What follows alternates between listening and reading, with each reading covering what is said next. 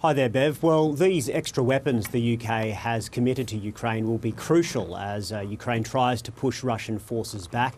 Not only has the UK committed to providing hundreds of extra air defence missiles, but it's also providing Ukraine with long-range attack drones, and they have a range of more than 200 kilometres. And that means that Ukraine will be able to push even deeper, to penetrate even deeper into Russian-held territory, hitting their command posts, hitting their logistics hubs and other resources. Russia will therefore have to push those resources even further back and out of range, and that will mean it will be much harder for Russia to hold the territory that it's already gained, and even tougher to make any further ground in Ukraine. And that, of course, is on top of the extra long-range missiles that the UK announced it had already provided to Ukraine last week. So those two things combined, I think it is a very significant announcement, and certainly what Volodymyr Zelenskyy was looking for. Yeah, very interesting. He talked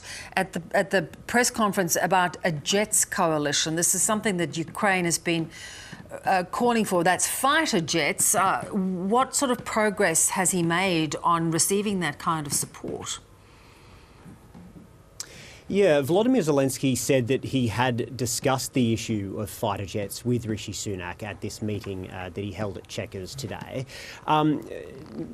So far, he hasn't had a lot of progress from the UK on that regard. Basically, what he wants to create this fighter jet coalition, and Rishi Sunak says that the UK will be part of that effort. The UK has already committed to training Ukrainian fighter pilots in next-generation jets, and that will be happening over the next couple of months. That's to get them basically in line with NATO tactics. But really what Ukraine wants are not a mixture of various makes and models of jets. That would be quite difficult for them to operate in Ukraine. What they really want is the US-made F-16 jet. That would have good interoperability with other NATO allies, and that's what Volodymyr Zelenskyy has been pushing for a long time now.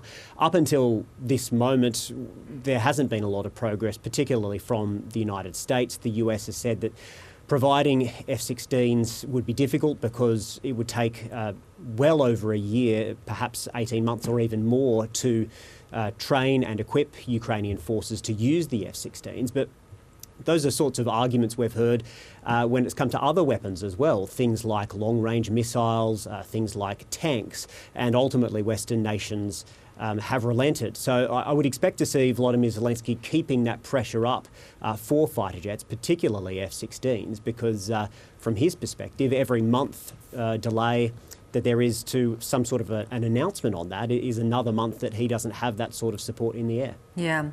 Nick, of course, the UK was another stop in a European, quite a sort of fast whirlwind tour.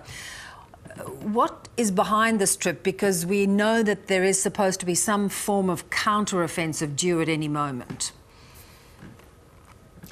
Yeah, well, I think Volodymyr Zelenskyy has a clear objective in these trips, and that is to get the weapons that he needs to sustain that counter-offensive over the coming months. It's not just about the handshakes and the hugs with the world leaders. We saw him in Berlin over the weekend getting a very warm reception from the German Chancellor Olaf Scholz, but there were weapons to back that up.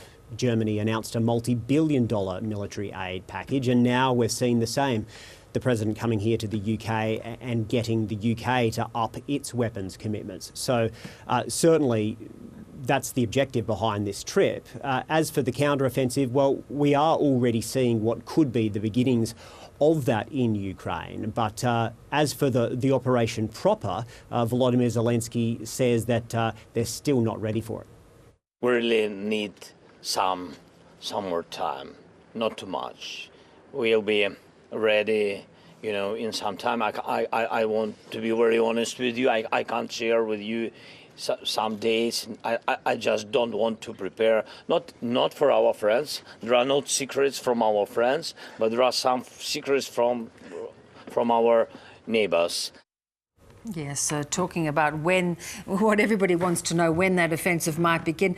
Nick, what has Russia had to say about the UK's latest commitment? Just a brief statement from the Kremlin at the moment. It says that it takes an extremely negative view of the UK's latest weapons announcements. And I guess, Bev, perhaps that's no surprise because they do give Ukraine the ability to strike further into Russian territory. And the effect of that is it keeps Russian commanders guessing. It makes them have much less confidence as they try to hold territory in Ukraine. But despite condemning the UK's announcement today, the Kremlin also says it doesn't think that those extra weapons will have any great effect in what it calls a special military operation, but what much of the rest of the world calls a war. Yeah. Good to talk, Nick. Thanks so much for your time.